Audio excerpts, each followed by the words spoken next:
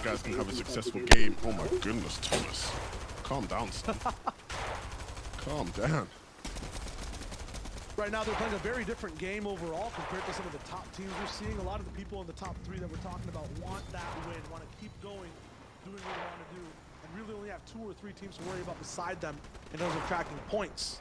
For everyone else, like Thomas, like Mr. J, 77, 78 points, there's a lot more teams kind of at the top 15, at the top 20, who are side by side in tiebreakers. They want to hit top 8. You get one elimination, you might be from 13th place all the way to 10th, maybe even close to 8th. It's that close right now on the leaderboard. So you have to make sure you're staying alive. And even if things go well your way for even 5 seconds, keep on that consistency. Stay alive, keep pushing forward. Next 2 games very important for these teams. Yeah, and I really worry about whether Mr. Lucky J and Wolfie will be able to replicate the success they had earlier. In games where they pull zones, they seem to do pretty well. And in games where they don't, they've had a bit of some struggles. The pepper rotate gonna come through here. And of course there'll be some swimming to do as well on their way. Oh, they're trying to sneak through. You got to be careful, you got to crouch down, my friend. As Wolfie now will try to get in. They swim?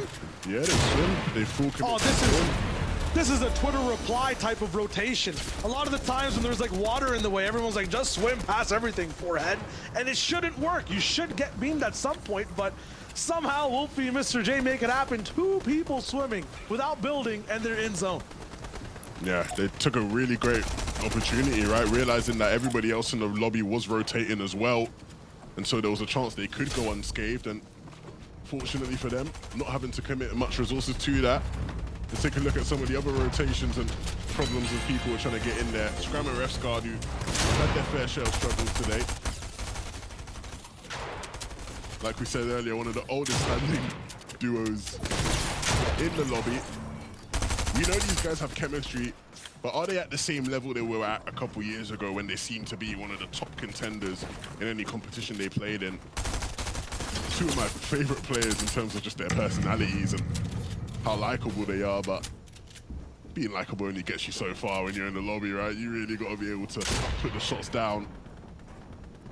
It's super simple. So all we need is like put some VR goggles on them or something, or some like, you know, alternate reality goggles, and put steamy stacks like on the map somewhere. And I feel like they'll play 10 times better. I feel like some players just don't have their home, you know what I mean? They're kind of Hearthstone overall place they can go back to, but you know, it's all about adapting. Surely the synergy will come through at some point. They'll find their mojo. Thomas and Tayson need to find it fast. It was there in one of the previous rounds, and now they're really looking up for a spot to put themselves in a position to win. 6 zone will start to move, and they glide. Thomas in the skies. Tayson should be moving in a different way. I'm not sure if they both really hit that pad. He will be behind them and finally catch up. He really dived in zone for that one. That's crazy.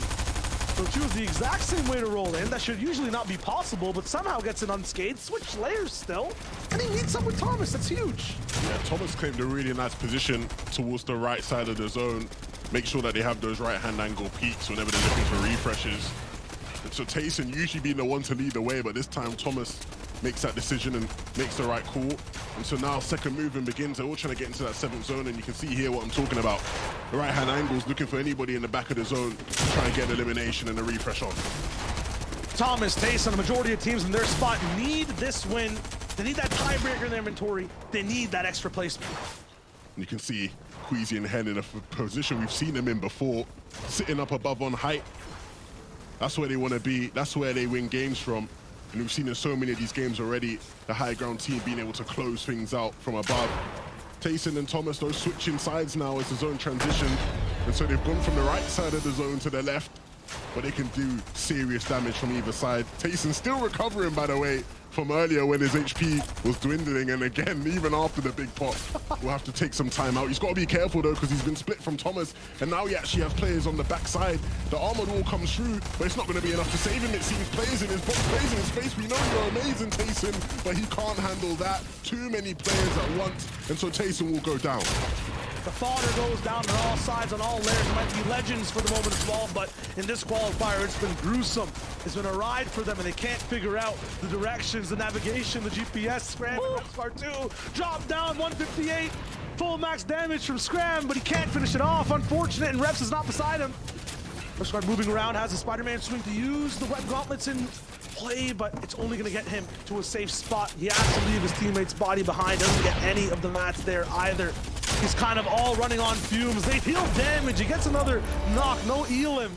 But as the chaos rains down towards low, it's Hen and Queasy of a free type of game on